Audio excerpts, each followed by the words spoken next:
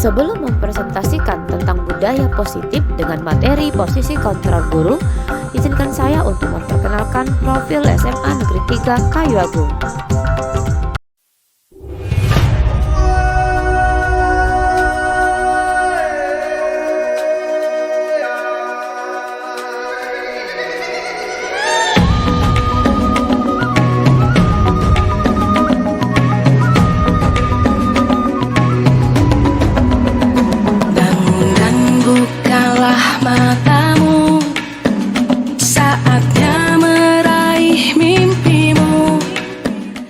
Selamat datang di SMA Negeri 3 Unggulan Kayu Agung. Sekolah berasrama, sekolah rujukan, sekolah penggerak di Provinsi Sumatera Selatan. SMA Negeri 3 Unggulan Kayu Agung berdiri pada tahun 2000 sebagai ikon sekolah unggulan di Kabupaten Ogan Komering Ilir.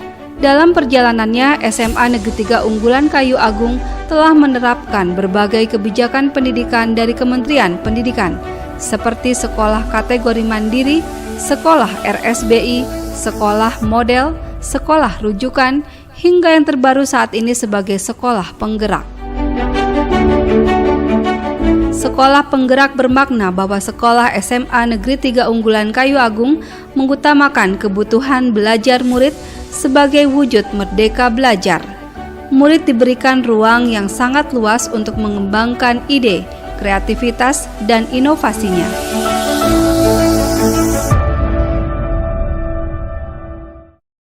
Budaya-budaya positif dijalankan atas kesadaran penuh dan kesepakatan bersama.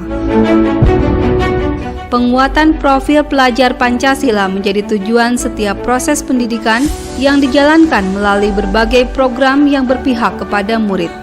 Profil pelajar Pancasila mengarahkan pelajar Indonesia agar setidaknya memiliki 6 karakter yang disebut dimensi, yaitu beriman, bertakwa kepada Tuhan Yang Maha Esa dan berakhlak mulia, mandiri, bergotong royong, berkebinekaan global, bernalar kritis, dan kreatif.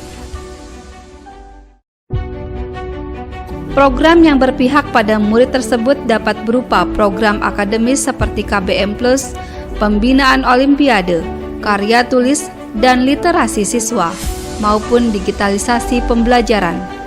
Selain itu, ada juga program non-akademis yang berfokus pada pengembangan karakter dan bakat kinestetik seperti pramuka, paskibra, rohis, olahraga prestasi, PMR PIKR, maupun sanggar seni.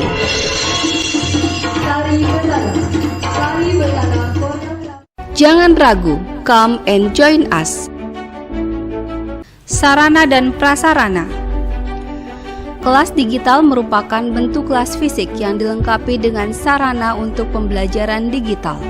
Ruang belajar merupakan tempat berlangsungnya kegiatan KBM utama. Pada kondisi yang dibutuhkan dapat belajar di mana saja yang menyenangkan.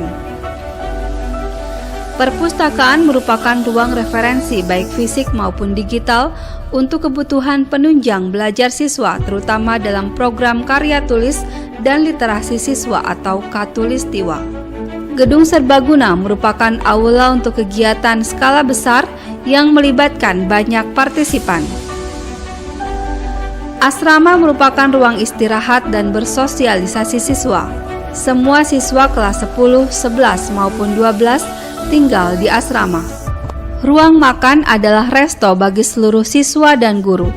3 kali dalam sehari ruang makan ini sangat ramai. Masjid merupakan tempat ibadah bagi siswa yang beragama Islam, juga menjadi pusat pembinaan iman dan takwa atau program BIM Tadik. Kegiatan belajar terdiri dari kegiatan belajar di kelas digital, di mana digitalisasi pembelajaran sebagai langkah mewujudkan digitalisasi sekolah, dan kegiatan belajar di kelas reguler. Program unggulan BIM Tadik atau Bina Iman dan Takwa Peserta Didik merupakan program pembinaan iman dan takwa peserta didik yang beragama Islam melalui pembiasaan-pembiasaan rutin dalam beribadah.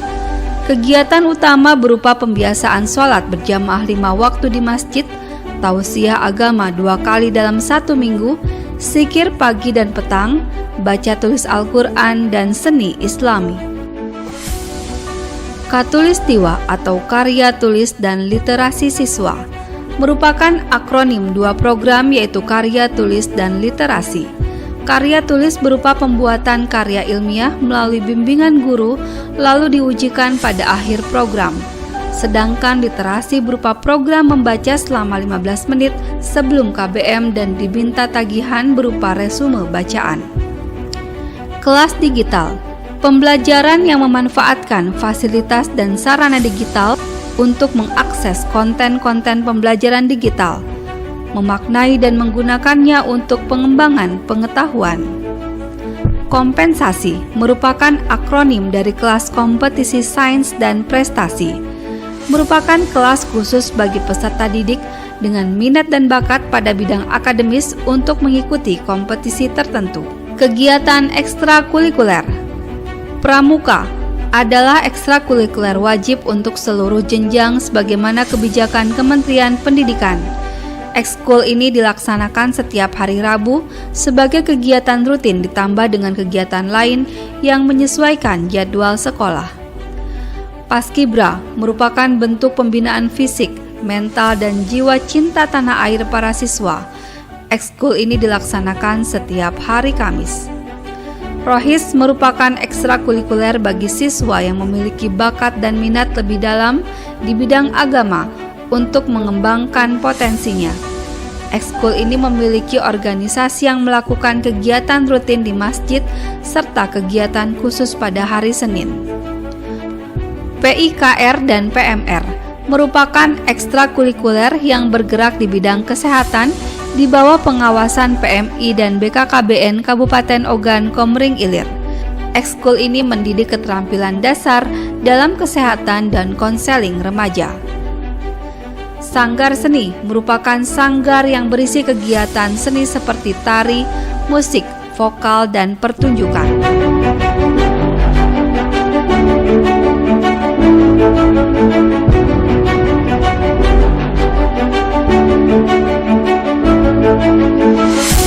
Warahmatullahi wabarakatuh. Waalaikumsalam warahmatullahi wabarakatuh. Kami ucapkan selamat datang dan terima kasih kepada ibu-ibu di SMA Negeri 3 Kayagung yang sudah memberikan waktunya untuk bisa mendengarkan paparan pengimbasan dari calon guru penggerak. Baiklah, di sini kami memperkenalkan diri. Kami dari calon guru penggerak angkatan 9 yang akan mengimbaskan dari modul 1.4 itu mengenai budaya positif. Dari budaya positif ini ada beberapa materi yang langsung akan disampaikan oleh Ibu Haryani. Kepada Ibu Haryani kami persilakan. Baik, bismillahirrahmanirrahim. Assalamualaikum warahmatullahi wabarakatuh. Waalaikumsalam warahmatullahi wabarakatuh. Sebelumnya saya ucapkan terima kasih kepada ibu-ibu semuanya yang sudah memberikan waktunya dan kesempatan bagi kami untuk bisa mempresentasikan atau pengimbasan materi kami dalam program calon guru penggerak dengan tugas kami yaitu pada modul 1.4 yaitu pengimbasan tentang budaya positif seperti itu. Salawat beserta salam kita panjatkan kehadiran Allah Subhanahu wa taala, kemudian Nabi Muhammad junjungannya yang sempat memberikan keberkahan yang selalu pada diri kita sehingga sampai hari ini pun kita diberikan kenikmatan sehat dan terutama sehat itu sangat penting Bapak Ibu ya, walaupun banyak uang tapi kalau tidak sehat sama saja seperti itu. Kalau sehat itu sudah luar biasa sekali ya. Insya Allah kalau dengan sehat itu semuanya akan berjalan dengan lancar seperti itu. Baiklah, saya perkenalkan diri saya dulu. Saya adalah Ibu Haryani. Di sini saya adalah guru BK di program guru penggerak ini. Saya merupakan angkatan yang ke-9 seperti itu. Di mana di angkatan ke-9 ini pada modul 1.4 kami bersama Ibu Petria diberikan tugas untuk mempresentasikan atau pengimbasan materi pada modul 1.4 dengan materi budaya positif. Namun dalam budaya positif ini banyak sekali hal-hal yang harus kita pelajari. Maka kami mengkerucutkan materi ini, terutama untuk saya, yaitu pada materi posisi kontrolnya seorang guru. Di mana sih posisi kita sebagai guru dalam mendidik anak seperti itu? Boleh Bu Fitra dilanjutkan? Baik, saya kenalkan dulu. Di sebelah kanan saya itu, atau sebelah kiri, itu adalah fasilitator saya, Bapak Karen Heriana. Beliau dari Jawa ya, lebih tepatnya Bandung. Beliau yang memfasilitasi kami dalam kegiatan guru penggerak di angkatan ke-9 ini. Dengan adanya beliau dan rekan-rekan semuanya dari CGP yang ada di Kabupaten Oki ini sangat menginspirasi. Ya, tidak jauh-jauh saja inspirasi saya, terutama pada Ibu Fitria juga sangat menginspirasi saya. Jadi sebelum saya memaparkan materi ini, bagi ibu-ibu semuanya yang mau ikut dalam program guru penggerak, ayo silakan. Karena sekarang lagi buka program guru penggerak di angkatan ke-11. Banyak sekali ilmu yang saya dapatkan, walaupun pada dasarnya baru pada modul 1. Modul 1 ini ada 4 kegiatan, yaitu modul 1.1 itu mengenai filosofi Bapak Ki Hade atau Ki Hajar Dewantara. Kemudian di modul 1.2 kami mulai belajar tentang peran dan nilai guru penggerak. Kemudian di modul 1.3 itu kami mempelajari visi-visi seorang guru penggerak. Kemudian di modul 1.4 kami belajar dengan budaya positif. Banyak sekali ilmu yang saya dapatkan. Dulu saya pernah bertanya kepada diri saya sendiri, mungkin juga pertanyaan kita bersama, kenapa sih kurikulum ini selalu berubah-ubah? Pernah terpikir seperti itu ibu-ibu semuanya? Ribet ya, misalnya dari KTSP ke kurikulum berapa? Setelah KTSP ke K13. Kemudian dari K13 kita melakukan kurikulum kemana? Merdeka, seperti itu. Saya sendiri pribadi menanyakan, ribetnya dikit-dikit bertanya, kenapa sih kurikulumnya selalu berubah-ubah? Berubah lagi RPP-nya, berubah lagi materinya, berubah lagi cara gaya belajarnya, dan sebagainya. Itu yang sering kita pertanyakan pada diri kita, untuk kita semuanya. Ternyata ketika saya duduk di CGP ini, saya tidak bertanya lagi kenapa kurikulum itu berubah, kenapa kurikulum itu harus berubah. Ternyata memang harus berubah kurikulum itu, dan tidak boleh yang namanya monoton atau tetap atau statis seperti itu. Kurikulum harus berubah sesuai dengan zamannya. Maka Bapak Ki Hadi atau Bapak Ki Hajar Dewantara mengatakan, didiklah anak sesuai dengan kodratnya. Maksudnya di sini adalah didiklah anak sesuai dengan kodratnya, artinya sesuai dengan kodrat alam dan kodrat zaman. Sesuaikan kodrat alam di mana anak itu lahir, di mana anak lahir sesuai dengan adat istiadatnya. Ya, maka untuk mendidik seorang anak, lihatlah sesuai dengan kodrat alam dan kodrat zamannya. Kodrat zaman yang seperti apa? Sekarang ini eranya apa coba? Eranya digital. Ya, kita sudah harus melek mata dengan yang namanya digital. Kalau kita tidak menyesuaikan dengan kodrat zaman yang sekarang ini, seperti misalnya kita sudah berbasis IT, semua apa-apa serba yang namanya PowerPoint dalam bentuk PPT, ataupun dalam segi misalnya kolaborasi dalam pembuatan video dan sebagainya. Tapi kalau kita seorang guru tidak bisa merespon dengan kodratnya zaman yang ada saat ini, maka seperti apa kita guru ini? Seperti itu. Artinya kita akan ketinggalan apa? Ketinggalan pemahaman yang pastinya, ya. Artinya, sedangkan anak untuk hal yang namanya handphone ataupun dunia digital, mungkin anak lebih pintar dari kita. Dan kita harus bisa menyimpangkan antara keadaan yang sekarang ini. Maka setelah belajar dalam bentuk filosofi KHD di modul 1.1 itu, saya tidak bertanya lagi kenapa kurikulum harus berubah. Memang harus berubah karena sekarang ini adalah zamannya adalah zaman digital, maka kurikulum pun harus berubah, harus menyesuaikan dengan keadaan digital yang ada sekarang ini. Jadi seperti itu Bapak Ibu, kenapa harus berubah kurikulum itu, seperti itu. Kemudian benar kata yang disampaikan oleh Ibu Fitra tadi, anak itu tabula rasa. Tabula rasa itu seperti misalnya anak itu sebenarnya lahirnya sudah ada garis-garis tersendiri. Dia tidak putih bersih, tapi dia sudah mempunyai garis-garis. Dan perannya kita selaku guru ataupun guru penggerak nantinya adalah bagaimana garis-garis itu kita tebalkan. Apa garis-garis itu yang kita tebalkan? Seperti mungkin di dalam garis-garis itu ada bakatnya, ada potensinya, maka harus kita tebalkan gimana caranya bakat itu tumbuh menjadi tebal. Garis itu dari yang sama-sama menjadi nyata seperti itu. Dengan cara apa? Siapa yang berperan penting dalam dari hal yang menyamarkan lalu kemudian memunculkan menebalkan garis-garis itu? Kita selaku guru pendidik pada saat ini. Kita adalah pendidik di masa eranya zaman digital, maka kita harus bisa menyesuaikan. Bagaimana caranya Bu Naya untuk menebalkan tadi? Ya tadi sesuai dengan tuntutan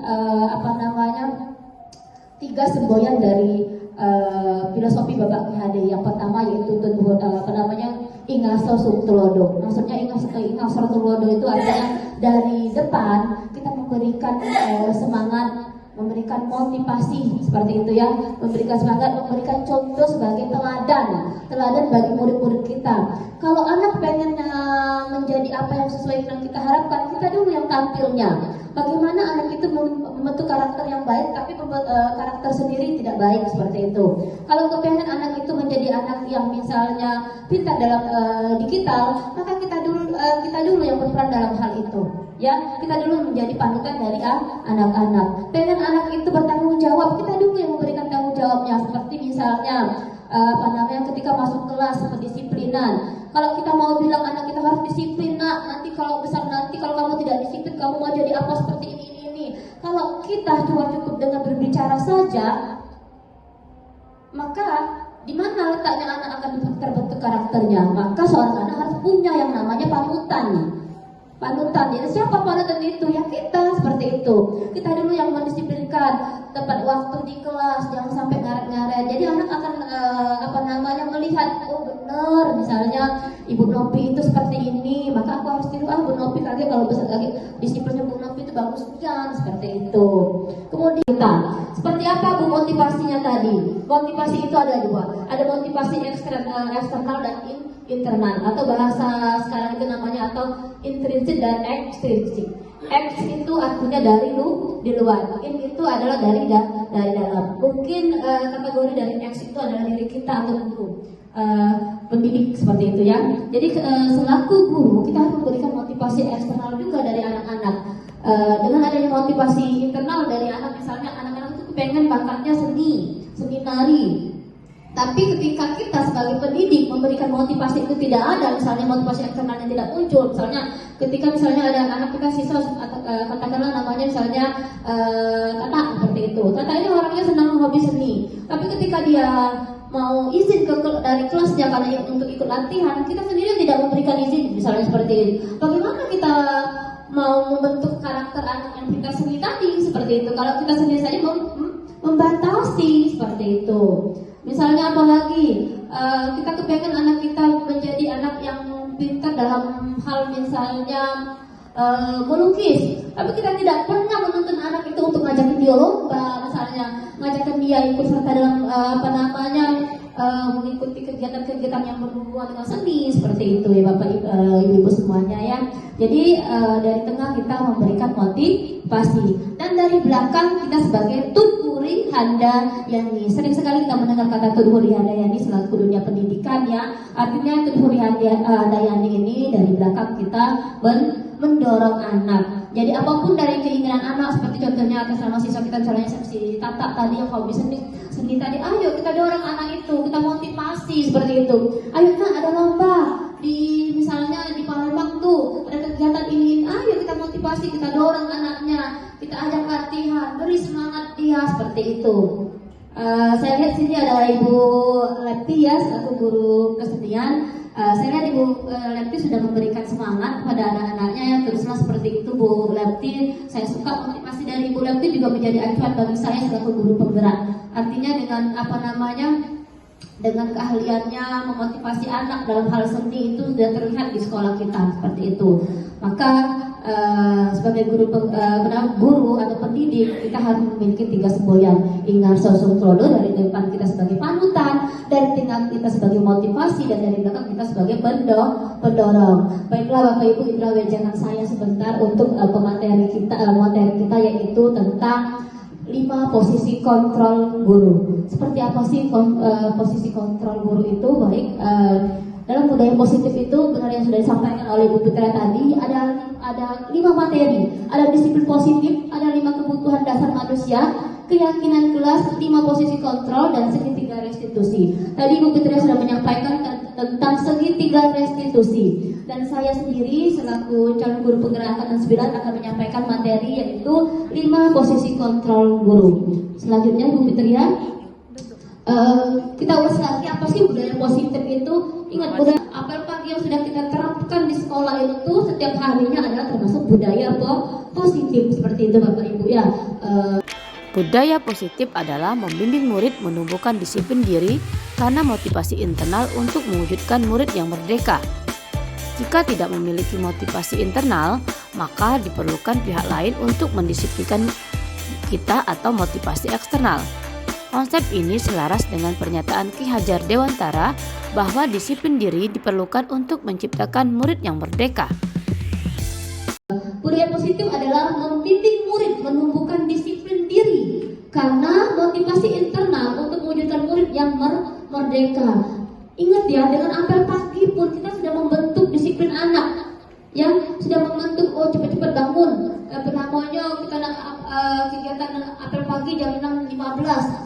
Dengan kebiasaan yang akan terus berlanjut kepada peserta didik kita atau murid kita, maka akan terbentuklah disiplin anak. Jadi budaya positif sudah muncul di situ. Seperti itu. Budaya positif kan bukan berarti misalnya ini ada di standar ini budaya positif, bukan. Ya, budaya positif yang ada di sekolah, seperti itu. Baik, kemudian jika tidak memiliki motivasi internal dari peserta didik tadi, maka diperlukan pihak lain untuk mendisiplinkan kita atau motivasi eksternal. Ya tadi, seperti kalau kita lihat anak, misalnya kata Miss Dian tadi ada pertanyaan, anak ini serinian yang namanya maksudnya telat, seperti itu.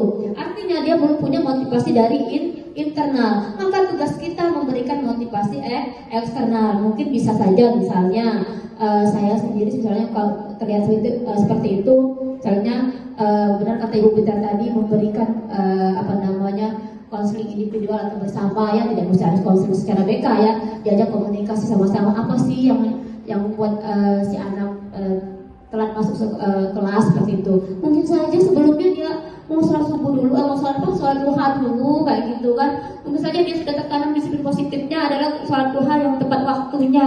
Ternyata ketika pelajaran Miss Dean ini jamnya memang berdekatan dengan sholat duhanya, seperti itu. Maka kita harus tahu dulu seperti itu, ya. Jadi yang kedua, pembandingan, pencatatan dan perbaikan, ya. Dengan adanya posisi kontrol itu kita bisa mengetahui, ya, sistem kontrol kita itu sudah seperti apa di SMA Negeri 3 Kayu Agung. Kita lihat kalau setiap pagi, kalau misalnya anak yang telat sholat subuhnya, ibu semuanya sudah melihat bahwa sering diberikan tugas tambahan yaitu membaca Yasinan bersama. Nanti kita lihat, ya, Yasinan bersama itu di posisi kontrol yang mana, seperti itu, ya. Oke, lanjut Bu Fitria. 5 posisi kontrol guru. Sebagai penghukum, pembuat merasa bersalah, sebagai teman, sebagai pemantau, dan sebagai manajer. Oke, yang pertama posisi kontrol itu, posisi guru untuk peserta didiknya adalah sebagai penghukum. Kemudian pembuat merasa bersalah, sebagai teman, pemantau, atau manajer. Nah, nanti ada pertanyaan, kira-kira apa yang sudah kita lakukan di sekolah kita?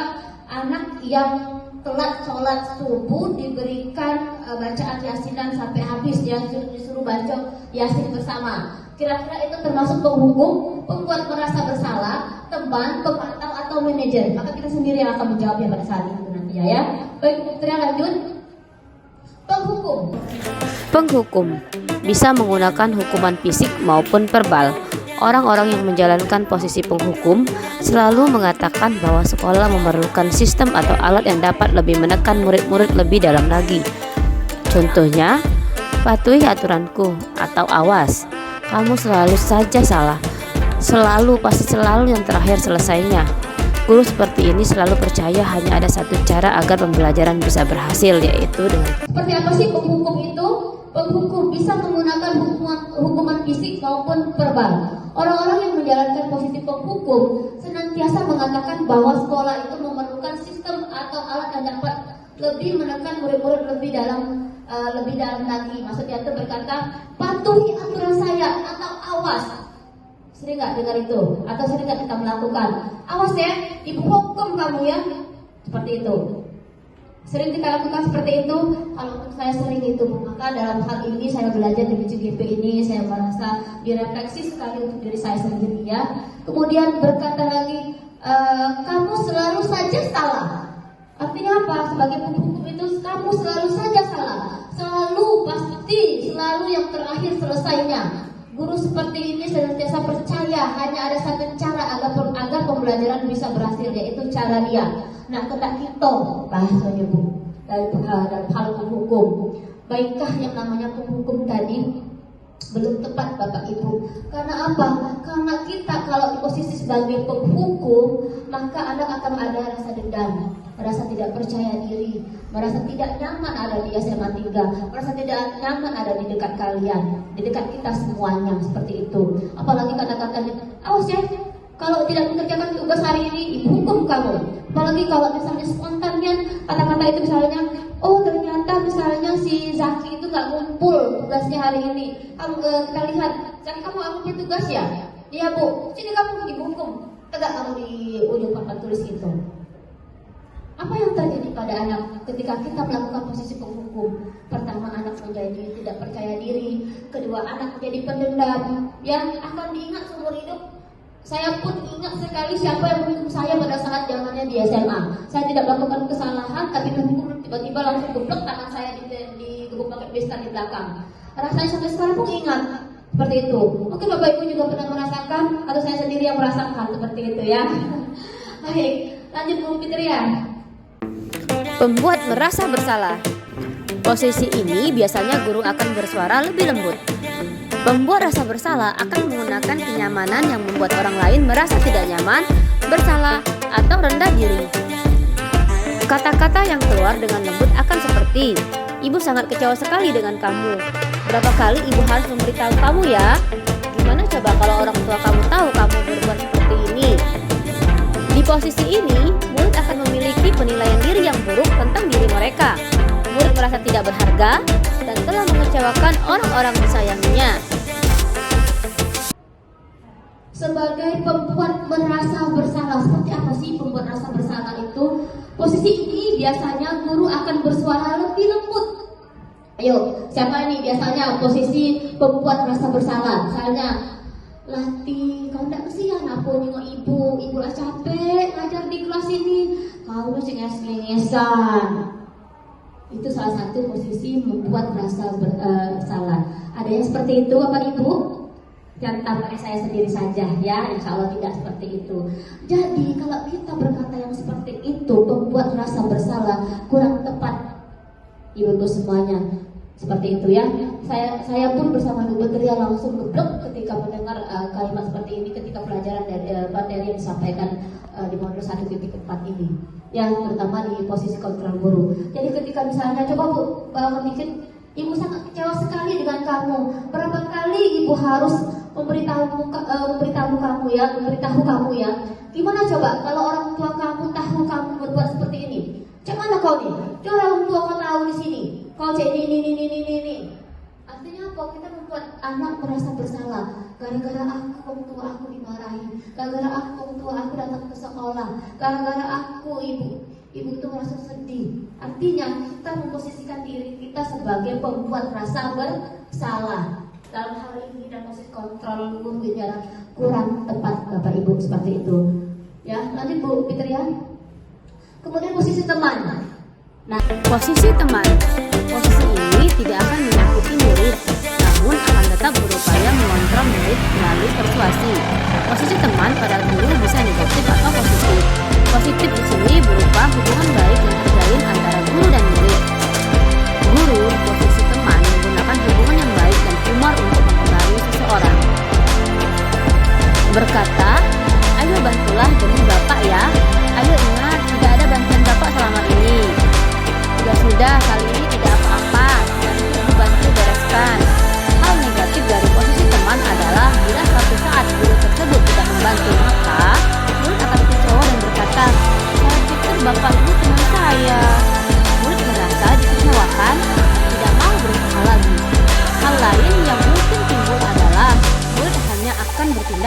guru tertentu dan tidak untuk guru lainnya.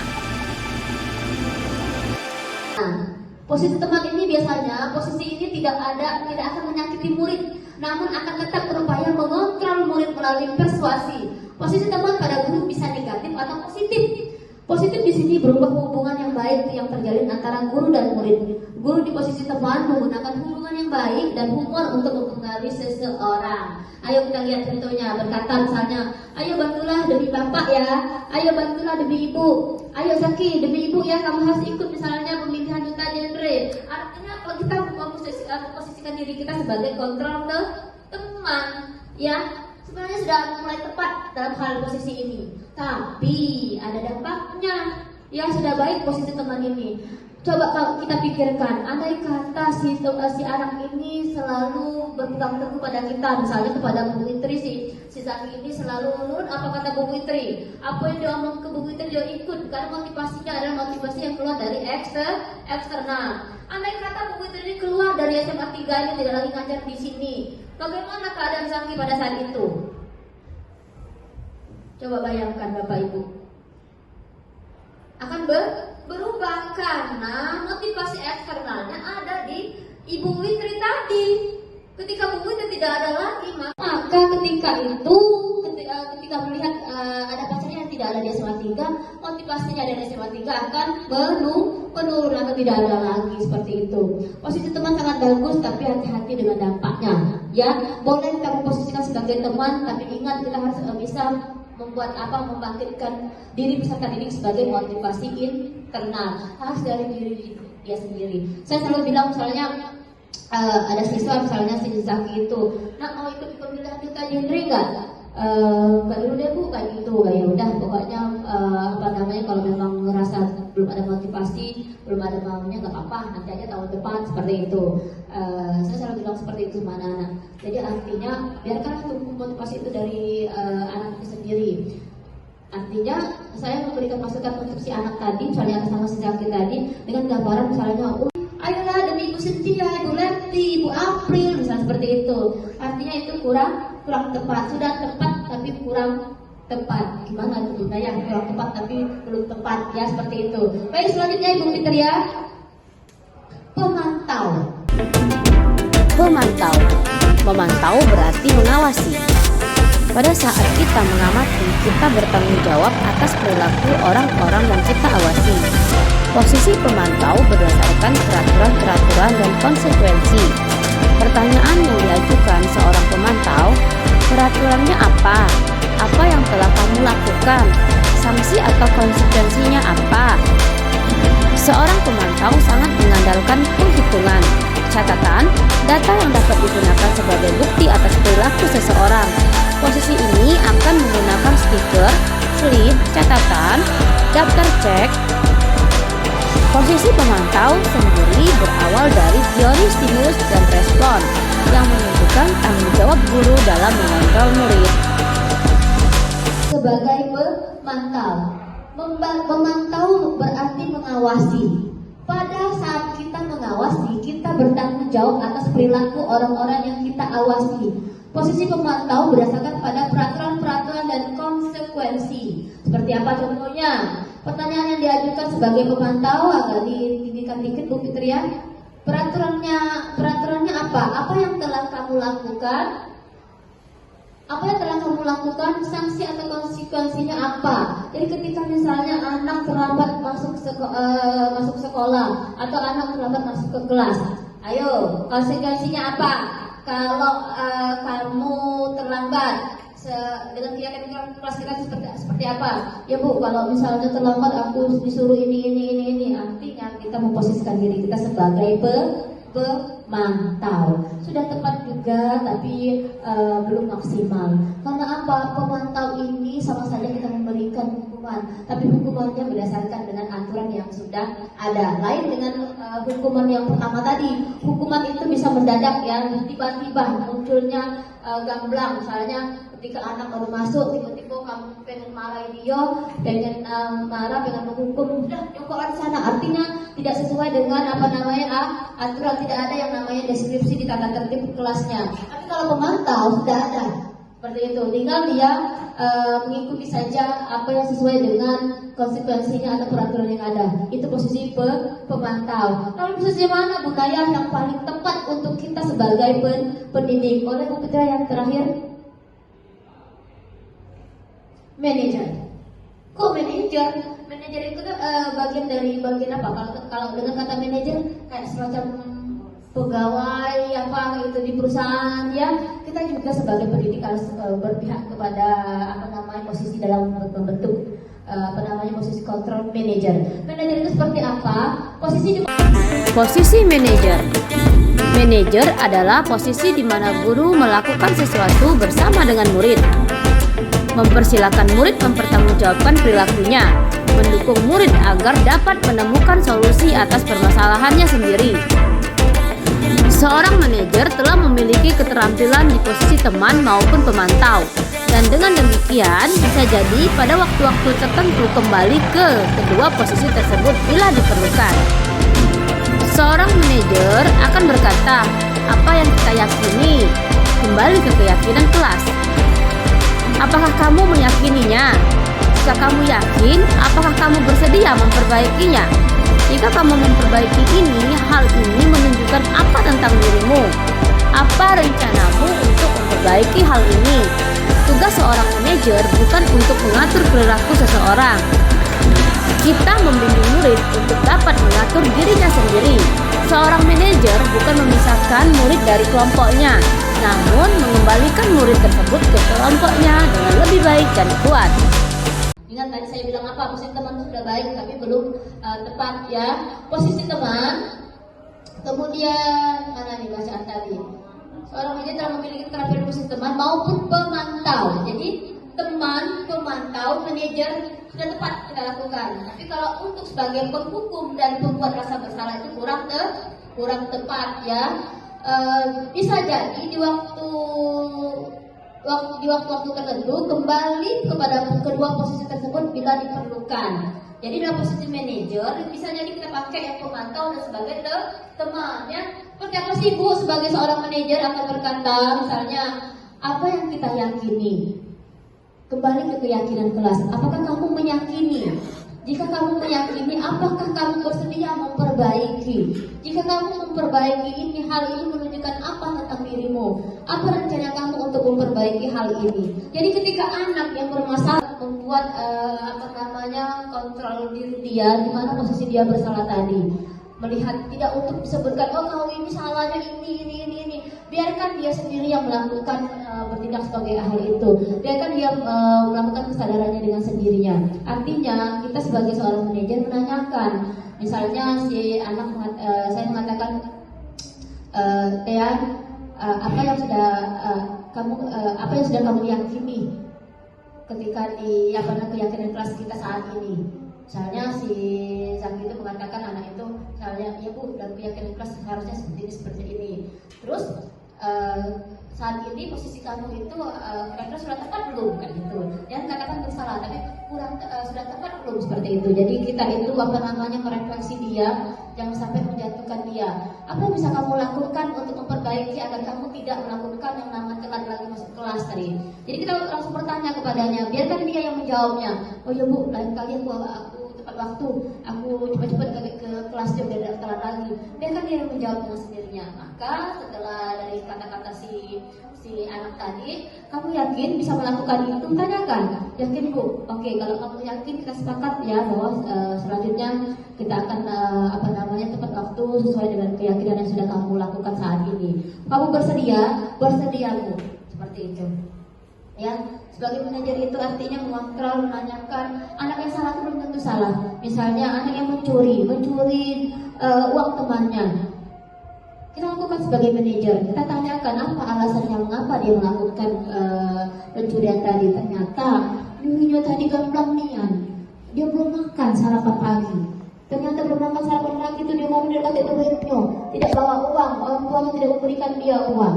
Akhirnya dia terpaksa karena kebutuhan biologisnya sudah mendesak. Kalau dia tidak makan dia akan sakit, kalau tidak makan dia akan pingsan. Maka yang dilakukannya adalah mencuri dengan terpaksa. Karena ada faktor bawaan dari biologis tadi.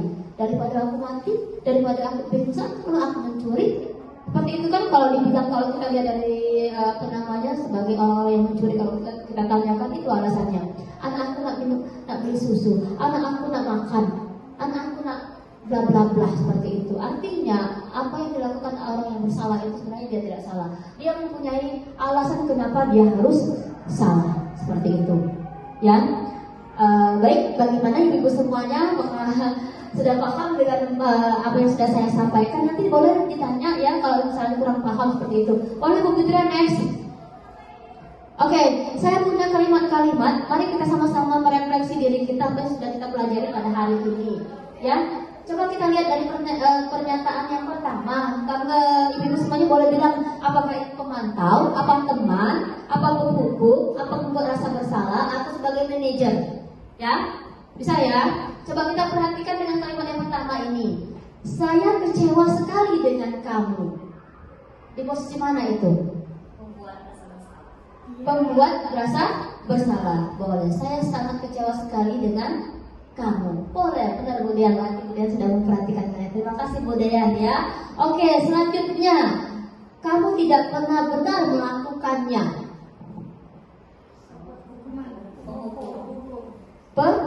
Penghukum. Kamu tidak pernah benar melakukannya.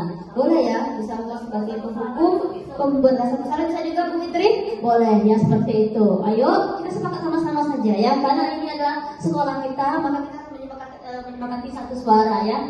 Ayolah lakukan demi saya sebagai teman pinter. Oke, tapi semua kayaknya ibu di sini ya. Terima kasih. Oke, lanjut lagi ya. Apakah kamu mau mendapatkan stiker bintang hari ini? Apakah kamu mau mendapatkan stiker bintang hari ini? Pemantau, karena sudah ada aturannya, pinter. Lanjut. Bagaimana kamu bisa menyelesaikannya? Manajer. Terima kasih atas pemahamannya ibu semuanya. Lanjut Bu Fitri ya. Oke, nomor 2 ya. Kamu selalu yang paling terakhir. Kamu selalu yang paling terakhir. Ada penghukum, pembuat rasa bersalah. Kamu selalu yang paling terakhir. Boleh sebagai pembuat rasa bersalah, boleh. Boleh bisa pembuat rasa bersalah, boleh juga sebagai penghukum, boleh. Yakin? Lebih tepatnya yang mana? Atau bisa kedua-duanya? Ingat pembuat rasa bersalah itu gimana contohnya? Kamu selalu paling terakhir. Bisa ya membuat rasa bersalah? Oke. Bisa juga sebagai penghukum? Tidak? Oke, tidak. Terima kasih Bu Fitri. Baik, lanjut ya. Sepakat ya? Membuat rasa bersalah. Nomor 2, boleh. Kamu tidak akan mendapatkan bintang bila tidak menyelesaikan tugas ini. Pemantau. Terima kasih Ibu Cynthia. Lanjut. Ingat bukan apa yang telah saya lakukan untuk kamu? Ingat apa yang sudah saya lakukan untuk kamu? Teman.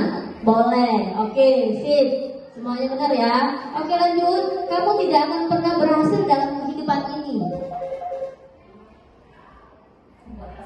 Pembuat rasa bersalahnya. Saya akhiri dengan ucapan wabillahi taufiq wal hidayah. Wassalamualaikum warahmatullahi wabarakatuh. Terima kasih Bu Haryani, materinya yang luar biasa, bermanfaat bagi kita semua. Apa tadi materinya? Tentang 5 kontrol posisi. Posisi 5. Iya, 5 posisi kontrol dulu. Baik, dari materi paparan dari Bu Haryani tadi, gimana ibu-ibu ada yang masih menjangkau? Perlu dibahas, perlu kita diskusikan di forum ini. Boleh kali ya Bu Haryani diskusi ya Bu Fitri ya? Ya Bu Fitri, boleh di tempat atau pakai mic? Assalamualaikum warahmatullahi wabarakatuh. Waalaikumsalam warahmatullahi wabarakatuh. Terima kasih atas kesempatannya untuk bukan pertanyaan sih, ini mungkin masukan, mungkin masukan refleksi kita ya tadi ada Ibu menjelaskan tentang apa hukum ya, jabarannya ada pembuat rasa bersalah. Nah, apa pemahaman saya yang agak sedikit ngantuk atau gimana, pembuat rasa bersalah itu kurang tepat Bu ya untuk kita ucapkan sebagai guru kontrol kita kepada siswa. Nah, yang saya tanyakan Bu, bukan tanyakan, yang saya ingin ceritakan kepada Ibu, saya sih guru BK. Ini kalau guru BK itu pernah, bukan untuk orang saya sendiri, pernah saya ngomong sama anak, kalau anak curhat, misalnya anak ini nakal, Bu, saya ini, terus kita kasih refleksi kepada anak, kamu tuh kalau sekolah sini bener-bener ini, kalau segini aku, atau dari mana itu, dari Singal, apalagi dari Singal jauh, kasihan orang tua, duit banyak habis, itu kan merasa bersalah ya. Nah, yang saya tanyakan, apakah itu juga kita BK sebagai BK kami ini kurang tepat atau gimana Bu? Itu pertanyaan saya Bu. Pertanyaan siapa tepatnya? Mungkin percaya kita. Nah, mohon kepada Bu Haryani penjelasannya dan terima kasih. Assalamualaikum warahmatullahi wabarakatuh. Waalaikumsalam. Baik Bu Haryani, mungkin langsung saja. Baik, terima kasih Bu Witri. Alhamdulillah ya, sama-sama merefleksi diri kita semua ya. Benar apa yang disampaikan Bu Witri. Sebenarnya tidak pertanyaan dari Bu Witri saja yang itu pertanyaan itu ya. Sebenarnya pertanyaan dari saya juga Bu Witri pada saat itu di CGP pada saat pemaparan materi dari fasilitator dan apa yang kami pelajari di LMS itu. Jadi saya pun tersentuh pada saat itu Bu. Saya pun sama seperti ibu-ibu selalu bilang, oh iya, alam kesian orang tua kau, kada kesian apa jauh untuk kalau jauh dari Cengkal sana, nak ke sekolah kau sini, kau tahu dan kau seperti itu ya. Ternyata kurang cepat untuk anak seperti itu Bapak Ibu Witri. Karena kenapa pembuat rasa bersalah itu anak timbullah ketidakpercayaan dirinya. Akan ada timbul ketidakpercayaan dirinya pada si anak, membuat dia merasa orang yang paling jahat, membuat dia orang yang paling bersalah karena dia orang tuanya seperti ini, karena dia orang tuanya malu seperti itu, karena dia tidak bisa berbuat apa-apa. Jadi perkembangannya pun di SMA menjadi tidak percaya diri seperti itu. Iya, menjadi beban. Saya pun seperti itu Bu. Saya pun menjadi tersentuh saat itu. Ya Allah, apa yang aku lakukan pada saat ini salah ternyata. Bukan salah sih Bu, sebenarnya sudah sesuai, cuma hanya saja kurang tepat seperti itu.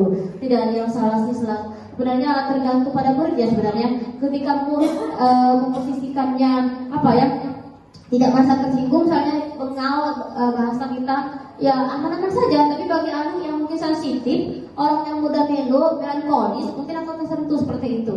Jadi bukan salah sih Bu, kurang tepat saja. Mungkin lihat-lihat keadaan siswanya seperti itu. Kalau memang siswanya bisa easy going yang terbuka, yang enjoy, mungkin bisa kita lakukan. Tapi hanya saja kita harus bisa menstabilkan identitas anak, posisinya seperti apa, dan lihat dulu kondisi karakter anak seperti itu. Bukan tidak tepat ya, tapi kurang tepat saja. Lihat situasi dan kondisi mungkin ya Bu Witri. Saya juga sama-sama belajar Bu Witri. Yang apa Ibu sampaikan sama juga yang akan saya sampaikan, karena kita sama-sama selaku guru BK. Terima kasih, inilah gunanya kenapa kami selalu diberikan tugas pengibasan materi modul 1.4, belajar bersama-sama. Walaupun ibu-ibu semuanya belum mendapatkan kesempatan di CGP, paling tidak sudah mendapatkan pengibasan materi apa yang sudah kami dapatkan. Oh itu materi yang bernama posisi kontrol guru itu selaku pendidik seperti itu. Jadi kita semua bisa merefleksi. Oh iyalah, berarti sebagai teman kurang tepat, mungkin kita akan diarahkan lebih baik lagi, atau misalnya sebetulnya posisi manajer yang paling baik merefleksi diri mereka dan sebagainya seperti itu. Baik, terima kasih Bu Witri atas pertanyaannya. Saya kembalikan ke moderator. Baik, untuk pertanyaan yang pertama, mungkin ada teman-teman lagi ada materi yang perlu kita diskusikan. Masih satu pertanyaan lagi kali ya Bu ya. Gimana Ibu Cynthia? Boleh Bu Cynthia? Oke, terima kasih. Assalamualaikum warahmatullahi wabarakatuh. Waalaikumsalam warahmatullahi wabarakatuh. Saya Siti Akrani sebagai guru biologi. Saya ingin bertanya kepada Ibu Haryani. Dari pemaparan Ibu tadi, saya masih bingung tentang antara penghukum dan pemantau. gimana maksudnya. Terima kasih. Wassalamualaikum warahmatullahi wabarakatuh. Waalaikumsalam warahmatullahi wabarakatuh. Baik, Bu Haryani, penghukum dan pemantau ya, Bu Setia. Baik, terima kasih Ibu Fitria. Baik, pertanyaan bagus sekali ya. Alhamdulillah dengan materi ini saya dan Ibu Fitria diberikan kesempatan untuk berbagi. Saya juga yang mempertanyakan yang apa yang Ibu Setia tanyakan. Apa beda pemantau dengan penghukum? Ternyata kalau pemantau itu sudah ada aturannya. Keyakinan kelas yang seperti Miss Dian sampaikan tadi, pertanyaan tadi, ketika dia melanggar itu sebagai posisi kontrol kita sebagai pemantau. Sudah ada aturannya, sudah tertulis, tercatat dengan rapi. Tapi kalau sebagai penghukum tiba-tiba, misalnya di blok datang si Zaki misalnya melanggar aturan telat masuk kelas, sudah Zaki coba kelas itu atau sekolah sebanyak 5 kali itu sebagai penghukum tiba-tiba. Ya, artinya penghukum nomor 1 ini selaku posisi kontrol itu sangat tidak tepat, sangat buruk ataupun kurang tepat untuk dilakukan karena akan membentuk karakter Anda menjadi seorang pembenci, sebagai orang yang tidak percaya diri, akhirnya timbul karena kenapa dibuat malu lah seperti itu kan. Misalnya Ibu Setia tiba-tiba menghukum anak yang di depan halayak banyak seperti itu ya, maka seumur hidup pun akan dikenang oleh si anak tadi. Seperti yang saya contohkan, saya pernah merasakan hal itu, dihukum tiba-tiba di depan kelas, belok seperti itu kan, yang tidak saya lakukan. Ternyata walaupun sebenarnya gurunya sudah setelah itu minta maaf tadi kan, tapi kan perasaan itu sudah membekas dan selalu jadi ingatan kita sampai saya di hari tua pun seumur 37 ini sudah sampai selalu teringat seperti itu. Ya, kami pernah juga diajak refleksi di CGP itu apa yang sudah yang Bapak Ibu ingat ketika waktu di masa sekolah, katakanlah sebagai penghukum dan pemantau tadi.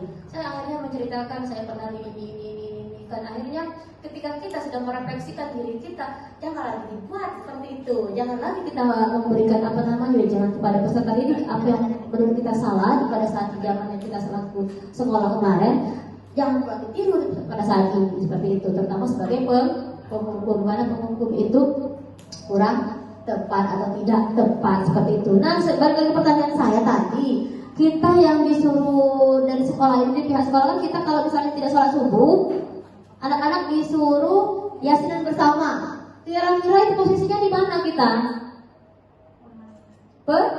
Pemantau, karena di situ sudah ada aturan, ya sudah tepat. Tapi alangkah baiknya seharusnya ketika anak yang ternyata tidak sholat subuh karena tidak sholat subuh berjamaah, seharusnya diajak sebagai kontrol manajer, dipanggil, diajak. Kenapa anak ini telat sholat subuhnya? Ternyata ketika ditanya, oh semalam aku ngerjain tugas Bu, tugasnya baca nian hari ini ada 4 tugas yang harus dikerjakan, numpuk semalam saya kerjakan sampai jam 1 atau jam 2 malam. Kita kan tidak tahu. Maka ketika kita selaku posisi kontrol manajer akan menanyakan, hal yang wajar nak jika kau melakukan kesalahan karena telat sholat subuh. Ibu pun kalau misalnya mengerjakan tugasnya dengan tengah malam atau tidurnya malam, maka ibu pun akan kesiangan besok. Artinya kita sudah memposisikan diri kita sebagai dia. Jadi kita membuat, oh ada yang sama kayak aku, artinya aku tidak salah. Tapi aku salah, karena salahnya di mana? Karena tidak sholat subuh berjamaah. Lalu apa yang kita katakan? Baik, kira-kira apa yang harus kita lakukan agar agar kamu tidak lagi mengulangi yang namanya kesalahan melanggar sholat tidak berjamaah tadi, nggak sholat subuh yang tidak berjamaah. Ya Bu, aku kurangi tidur aku yang malam tahun tadi, misalnya yang dari jam 12 aku tidurnya jam 10 seperti itu. Jadi kita merefleksi dia sendiri yang akan menjawab pertanyaan-pertanyaan itu seperti itu. Baik, bagaimana Ibu Setia? Jadi pemantau dan penghukum itu jelas beda ya. Penghukum itu tiba-tiba ya, tidak ada aturannya, tapi pemantau itu sudah ada aturannya, tapi kita sebagai pemantau mengontrol seperti itu ya. Terima kasih Ibu Setia. Bu Fitra akan kembalikan. Baik, terima kasih ibu-ibu hebat atas pertanyaan dan paparannya hari ini. Mungkin selesai ya Bu ya paparannya. Semoga apa yang kita terima hari ini bisa bermanfaat dan bisa kita aplikasikan ke depannya, dan juga semoga kita sehat dan selalu bahagia dalam menjalankan tugas sebagai guru penggerak ini. Baik, terima kasih atas kesempatannya. Saya moderator mohon maaf jika ada salah-salah dalam penyampaian hari ini. Saya akhiri wassalamualaikum warahmatullahi wabarakatuh. Waalaikumsalam warahmatullahi wabarakatuh.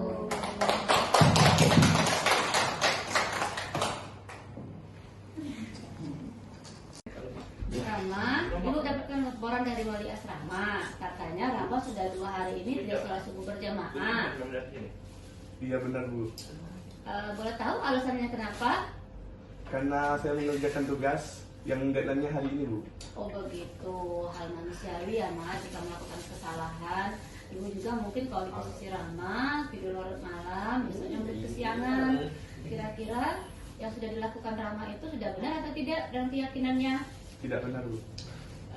Keyakinan apa yang sudah dilanggar oleh Rama saat ini? Tidak sholat berjamaah di masjid Bu.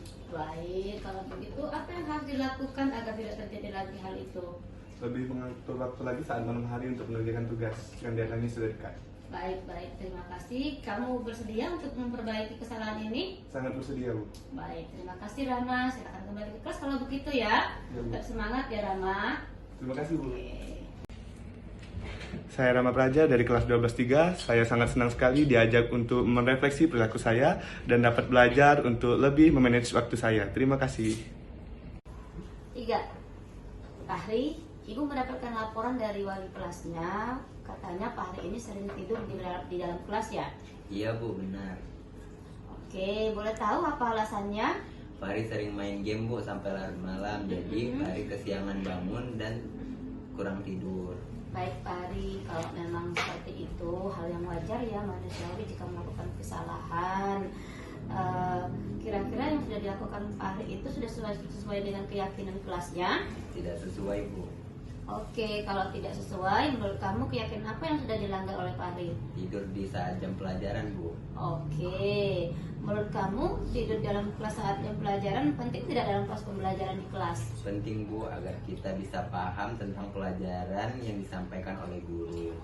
Baik, menurut kamu apa yang harus dilakukan agar keyakinan tetap harus dilakukan? Fahri akan mengurangi main game pada larut malam Bu, tidur yang cukup dan tidak akan tidur di dalam kelas lagi. Baik, iya tepat sekali tindakan kamu ya. Oke Fahri, dari sekarang kita tetap semangat ya. Sekarang kembali ke kelas ya. Oke Bu, makasih ya Bu. Sama-sama. Saya Fahri Habib Al-Aska dari kelas 12-3. Saya sangat senang untuk diajak merefleksi diri saya dan kedepannya saya akan berusaha semaksimal mungkin untuk tidak melakukan kesalahan yang sama serta akan berusaha memanajemen waktu saya dan terus semangat belajar ke depannya. Terima kasih. Assalamualaikum warahmatullahi wabarakatuh. Salam dan bahagia. Saya akan memberikan testimoni kepada Ibu Aryani, di mana Ibu Aryani saat ini sudah mengikuti program Guru Penggerak Angkatan ke-9. Bu Aryani adalah seorang guru bimbingan konseling yang mengasuh anak kelas 12. Ibu Aryani biasanya melakukan konseling dengan anak kelas 12 sudah mengikuti kodrat alam dan kodrat zaman, di mana anak kelas 12 biasanya dengan leluasa menceritakan baik itu permasalahan maupun cita-cita atau karir mereka, masa depan mereka, dan apa yang akan mereka lakukan ke depannya nanti. Biasanya Ibu Aryani melakukan konseling di tempat tidak aja di ruangan BK, tapi di tempat-tempat di mana anak-anak merasa nyaman untuk bercerita, baik itu permasalahan ataupun cita-cita yang mereka capai. Itu saja. Terima kasih. Assalamualaikum warahmatullahi wabarakatuh. Semangat untuk Bu Aryani.